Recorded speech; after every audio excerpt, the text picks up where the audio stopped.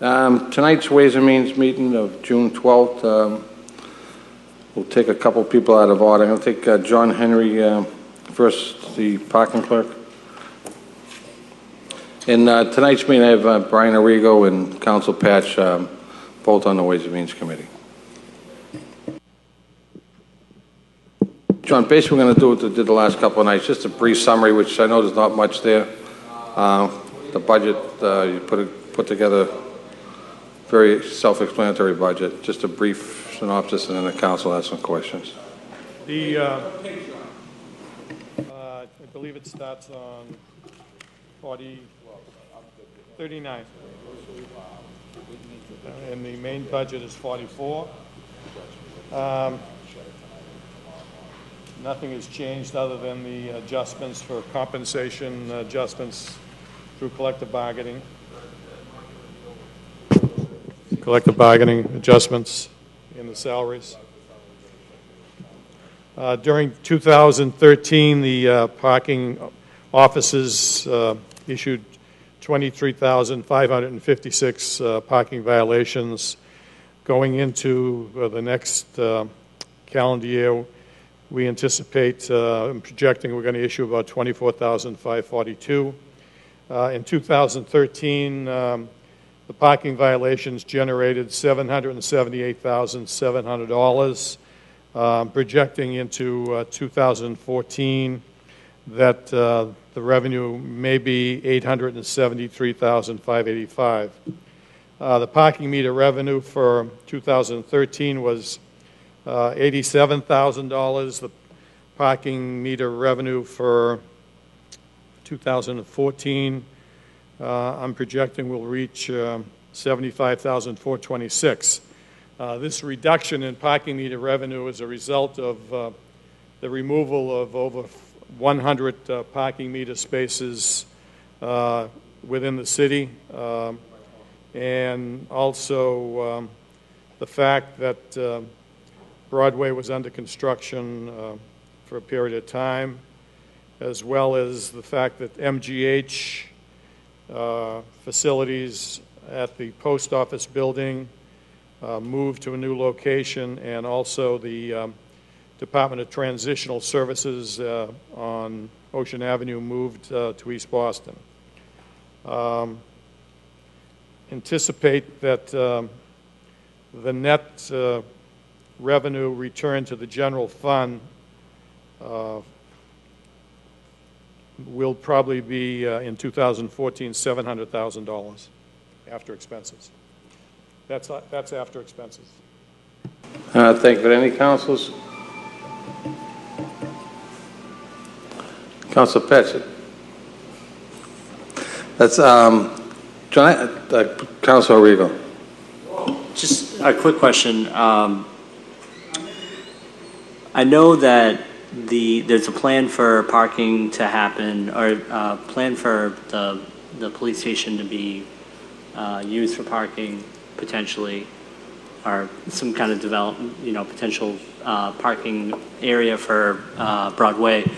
I wonder if is there any projection of, or could we think about what the revenue impact would be if we did have more spaces available for parking, or are there any other places in the city that there might be an opportunity? I know we're pretty land poor, but I don't know if there's any thought about that, or a thought about, we've talked about before upgrading the parking meter system and putting some of the newer meters that read either debit cards or credit cards, but I didn't know if there was any plan or any thoughts about what's going to happen down at in the police station. I'm Mr. Chairman, through you, I'm not aware that the parking lot at the old Revere Police Station is going to be a metered lot. No one has advised me of that. So the expansion of meters into that lot, if we're told to do that, we have the equipment to do it. Without that information, I can't say what additional revenue would be collected. Thank you, Mr. Chairman. So I just got basically two questions, because Right now, we're collecting money in the Wonderland lot on the beach side. Is that our revenue money right now? That, lot is not under my jurisdiction. I believe that lot is being managed with Paul Rupp's involvement.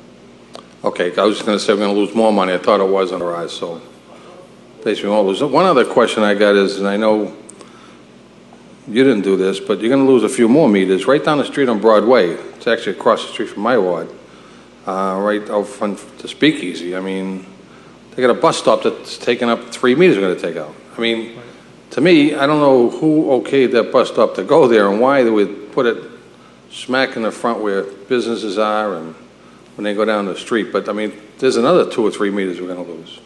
I had lost. nothing to do with that. That was an NBTA, just came in one day, put up brand new bus stop signs, put the pavement markings in. My meters are still there, so it's going to be very confusing to people. That's why I brought it up. I've got a couple of people who've got tickets and, towed and whatever, but I'm advised that the reason for the movement is that under the handicap laws, the bus has to pull up to a full sidewalk pavement so handicapped people can alight and enter the bus. They moved it from a short distance down the street that could have sufficed, but I'm actually going to be one that tries to do that. It's right down the street, and it won't take up the meters. And the other thing is, I actually stood there the other day, and not one bus pulled up with both doors on the sidewalk. They pulled in, and they're only there for about 10 seconds. right. But, I mean, you got people hanging around in people's doorways there. I just think it's a bad place that they put it, but I'm glad for your input. I'd like to see it moved. Council Patch. I actually, thank you, Mr. Chairman. I actually was with Councilor Penta. We went down to observe the bus stop, and you're right up the street in front of the karate place. At least they got a parking lot. Dunkin' Donuts got a parking lot. It's an ideal spot for a bus stop. This is putting not only the Speakeasy but a dental office across the street. You got a hairdresser place, and there's absolutely no parking lots or anywhere else to park but the street. And they also put the MBTA did, where the old bus stop used to be on the other side of Page Street. They put no parking there. They put a sign up. So I think it's very unfair to the businessmen in that area.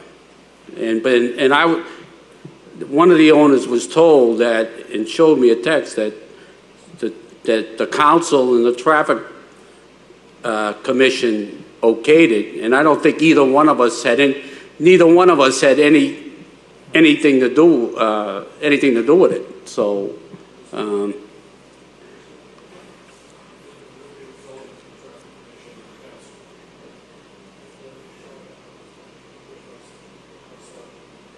Yeah, John, I think what the MBTA was referring to, just for verification, Council Patch, is that they had a couple public hearings across even the state, whatever, and if one council showed up, they basically said the council didn't speak up then, but they never showed exactly where these are going, because every council has an issue with 1 or 2 bus stops here or there, and I know that you had nothing to do with taking the meters down. If you had your way, it'd be up. And I think the Council Arrigo's point, and I think it's a valid point, if we do put meters up, these new systems because one of the biggest complaints when we took some down here were people don't have change, they got to run in or whatever, and I think we came up with a updated system that you can use your ATM card or credit card or dollar bills or something. And I think you only need like 2 for every so many feet that you can walk down to. Maybe, look into that, because the money that we're losing on this, I mean, maybe if we do it in a different way, it might, bring them back. But, I mean, that's for another day, I guess. And I want to thank you for coming. Thank you very much.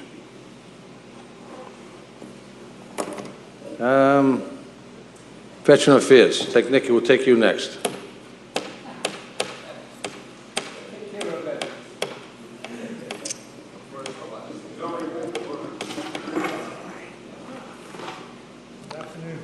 Good afternoon. Just move that mic sideways to you. It's got to be right in front of you. Good afternoon. Good afternoon. I know there's not much to your budget, but is there anything that... Not much, there's no change. The only change this year was that my secretary, she's going from 30 hours to 39 hours, and that was the only change. Okay. And the reason for that increase is just the lack of, Just the the work? workload. Workload, okay. That's what I That's figured. it. Any councilors have any questions for Mr. Boer?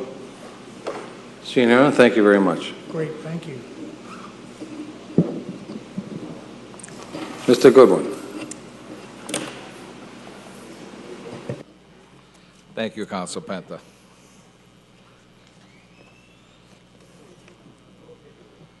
I'm on page 196.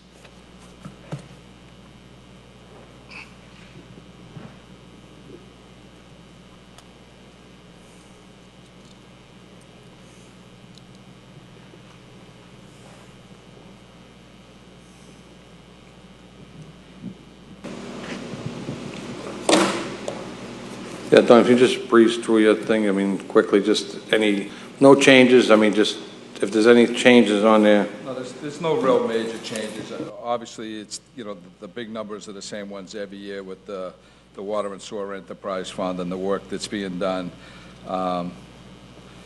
Basically, most of this is contractual, and I'm willing to entertain any questions that the councilors have regarding the overall budget. Councilor Rico. One question, and it's not necessarily on the budget, but I guess it's part of the process. Last week, or actually this week, we had a little bit of a conversation about the water rate and about the formulation of the water rate. I just wondered if we could walk through like what the process is in terms of setting the rate, and then like what information, or if there is information that could be shared, maybe earlier, or like when we get information from MWRA, so we feel like we're in the loop, because I think some folks felt like they were not necessarily kept in the loop on what was going on, and felt like the communication for the water rate, given the sensitive nature of water rates recently. So maybe Director Anzoni can walk through just the process, and maybe we can make sure that we're all on the same page. Well, the water and sewer rates are set by the Superintendent of Public Works, according to the city ordinance. I believe it's Chapter 13, sewer. The council has approved the water rate according to the ordinance. The process that we have to go through is the numbers that we need in order to set a tax rate. First, the numbers from the MWRA, the water and sewer assessments. We got those, and those totaled $14,687,300. On top of that, there are other areas where we have to add some other expenses, the discount program, the outside water meters, and the operational expenses. That totals $22,876. Now, to get those numbers, the numbers that we need there, the budget has to be set. The budget has to be the budget has to be set as far as what the expenses are going to be. Now, if you notice, you got the budget on May 30th. It was a Friday. We had finalized the numbers, and the next following week you received the water rate, because we had to develop the water rate, and which was done. So we had to wait for that time period. That's the time frame that we have to wait in order to set a tax rate. It's not, excuse me, a water rate. And it's very difficult to try to speed that up. However, because of the fact that we're dealing with first the budget and then the setting of the water rate. And that's usually the progression that's taken. The water rate last year was requested, I believe, June 10th. This year, I believe it was requested on June 7th. So it's not that it was later, but it's just a time period in the end of the fiscal year, and so much work has to be done during the month of June. These are by both the city and the city council. That what happens is that it seems to be crunched in there. However, to be part of the process, as far as I know, there was discussion the other night amongst a few councilors that what do we look at when we do the rate? and I think they were questioning more on the MWRA assessments. That was my tendency to see, because they felt they had done so much work on the infrastructure that the sewer rate should have gone down, the amount that was charged for sewer should have been decreased. However, our usage may have gone down, but I think the MWR rates went up. But that's something I want to look into. I've already talked to Bob Buttons, the CDM, who is overseeing the consent decree work on behalf of the city of Revere. And with that, hopefully we'll have a summit in time, probably in the September, November, October, where we can actually see and have the information to see about the water rate and sewer rate, and see if we've saved any money with all the work we've done. And I think that was the question of the councils, which was a good question. Hopefully we did. Maybe we can project out when will we receive any type of savings by the decrease in the usage, if that can be plotted out, and if we can make those type of estimates. But I believe that it's a partnership here, and that the city administration is willing to work with the city council, definitely, to bring them on board as far as what we're looking at here, especially where they have to approve so many loan orders for the consent decree. And that's something we all wish we didn't have to deal with. But that's something that came along, and the Justice Department and the DP gave us, so we have to deal with that. Other than that, are there any other questions? But the holdup isn't the fact that we're trying to push things along in such a fashion that it's no time for discussion. But as was said the other night, we're giving you the numbers. These are the numbers. These are the numbers the state has given us. These are what our actual costs are. And we set it based on that. So to try to decrease it anyway would be very difficult, if at all, because the numbers are the high numbers, the MWR, water and sewer assessments, which out of the $22 million for total expenses is 14.6. So. Thank you, George. Another question that kind of just popped in my head. The $750,000 that we pay, $750,000 that we pay CDM Smith, we've been paying that every year for how many? 4 years? 4 years. Since the consent decree came along. Okay. And do they get any administrative piece of the bonds that we put out? So when we put a $15 million bond out, do they get any type of, is there like an administrative amount or percentage that they get on top of the $750,000 a year? I'm not aware of that. Okay. Let me check into that, though. I don't want to give you a definite, unless I'm certain. But I'm just wondering how much we've paid CDM Smith for admin, and for some of the work that isn't necessarily the actual work in the ground, but the paperwork that they do, the admin overhead. I mean, that was I know a big issue during healthcare reform is the admin overhead that insurance companies have, and I'm wondering I know that's where their profit is for a consulting firm, having working at one. So I know that it's where they can pack it in. So and so okay, so the $750,000 we've been paying for 4 years, and we'll be paying that for a number of years. Forever. For however long they're doing work. Right. Okay. And so there's no reopener to either adjust that for that to go up or down. What, the consent decree or the? No, the $750,000 a year. Brian, that'll vary on the amount of work that actually needs to be done. If you look at it, it's for design and engineering. Right. So, once we start to get ahead of this game a little bit, we've been playing catch up here. So that $750,000 will probably. We should see that go down. But it should, at some point, depending, once we do a remodeling or reevaluation a little bit down the road to see what benefit we're getting from all the work that's been done. Right. And now we move on to another phase in this project, whether the same amount of engineering design work and things of that nature are going to be required. But we can't answer that right now. We probably won't be able to answer that for, 2 to 3, maybe even 4 more years down the road. Okay. All right. And then one other question. I think it was mentioned that there was going to be a mechanic added down at DPW. Is that I can answer that. We are going to do that. okay? Because I didn't see a new Well, there's bodies person in the budget that. within the budget. Yes, Okay, yes. but you're going to have somebody new because I know it's desperately needed. We're I've getting heard. a certified mechanic. George and I have been working on this diligently for the last couple of months. We're negotiating with the union. The biggest problem is that in order to get a good qualified mechanic, you have to pay them a good decent salary, a right. decent salary. Right. And, you know, in the past, they've always come in at the lowest step. And, you know, when you got, like, some of my equipment runs $250,000 and higher, you can't take a guy and pay him $20 an hour and expect him to be able to maintain that equipment. So Right. we need to go out, we need to pay somewhere in the $60,000-$65,000 range to, you know, get a fleet mechanic on board. We've in negotiation with the union. I think the union is accepted the fact that that's what's going to be required to get done. I know that I'm meeting with the mayor at the end of this month with the negotiating team to try to finalize that deal, and hopefully we should have one in place shortly. That's great. Thank you, Donnie. The amount needed in the budget is a level of 65,000, I believe, for a mechanic. Okay, great. Thanks.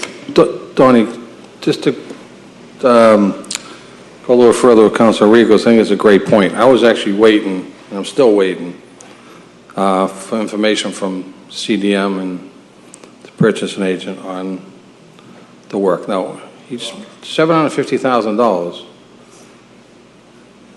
I'd be surprised if to take a mitigation, the percentage of the other stuff. But my thing is, where this is, I mean, that's a substantial amount of money. $750,000 for an engineering company to come in and do work that, you know, it's going to cost $15 million. I mean, the percentage of the work being done, the work being investigated, seems a little off to me, but that's for another day. The question I have is this. They're not the only company in this country. Does this go off a bid, something like that? These projects are exempt under the 30B fighting. And what happens is you want to have a consistent policy, a consistent plan in place. We have two other companies on board. We also have Weston and Sampson that does some consent decree work for us, and we have Brown and Caldwell. We are having a meeting Brown and Caldwell is doing a CMOM study, which is a study of the entire system as well, but it gets more to operation and maintenance issues that are required to do this. So they're doing like a kind of a separate study, and we'll have, you know, some checks and balances to say, okay, you know, why did you determine this and why did you determine that? But it takes time for those programs to meld together. And we are having a meeting this month to start those discussions on, you know, which direction we headed in. We have 3 fine engineering firms on staff.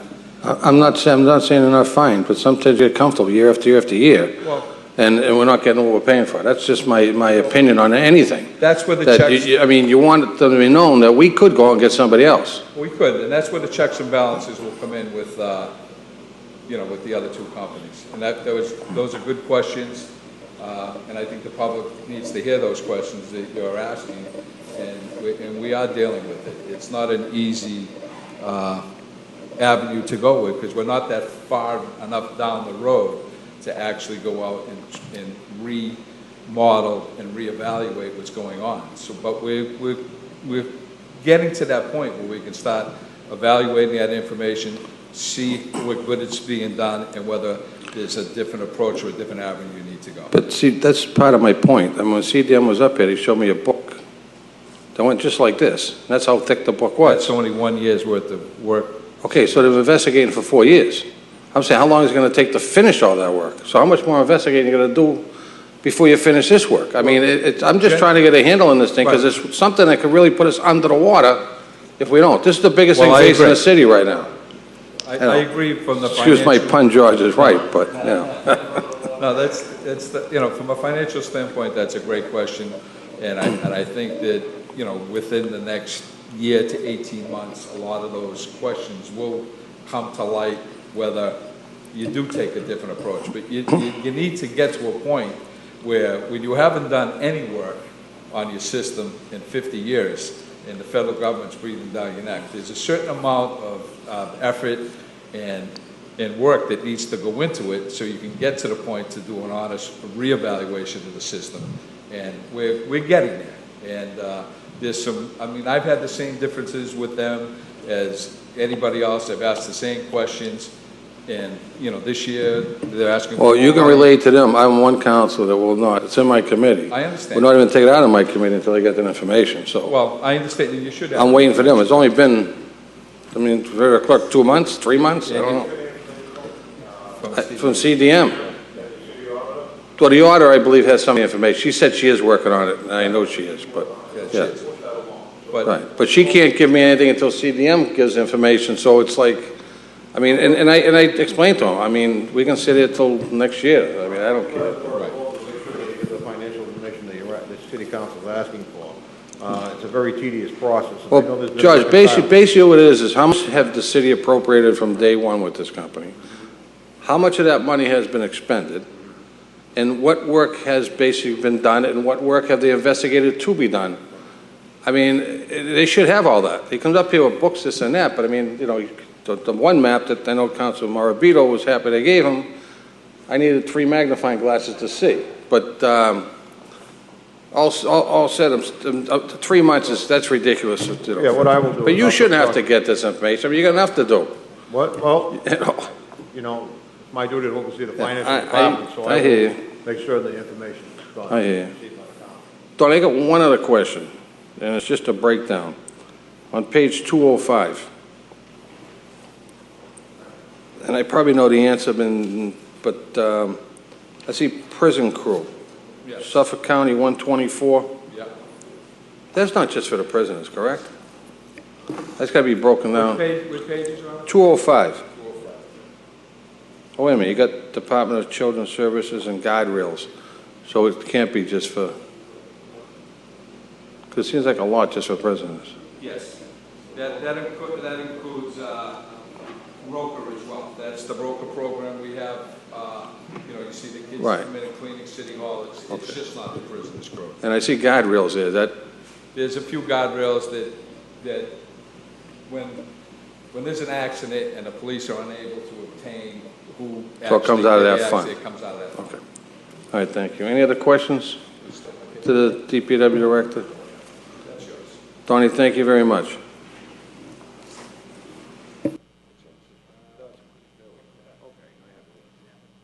We'll take the city, Council has requested some information that, you all set? Yes, thank you. You guys done with it? we're done with you, Donnie, unless anybody else has any questions. No, we're all set. Donnie, thank you. I have here for you a handout, because there was a question on the stabilization fund and the balances in the stabilization fund. If the city clerk, Mr. Clerk, if you'd hand this out to the councilors. I just quickly want to go over this. Was requested that we give a balance of the amount of the stabilization fund and what will happen to the stabilization fund in the event that we appropriate it to $2,532,345 to balance this budget. As you can see here, on 6/30/2011, the balance in the stabilization fund was $1.2 million. Then, and the actual in 2012 was $2,000,006. So, for everybody to see that $2,006,000 was the first year this administration took over, and it was a higher figure. It was up 1.4 from the year before.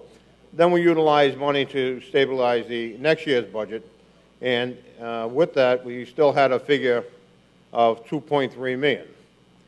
This year, we're asking for $2.5 million. We had a very large certification of free cash of almost $3.3 million.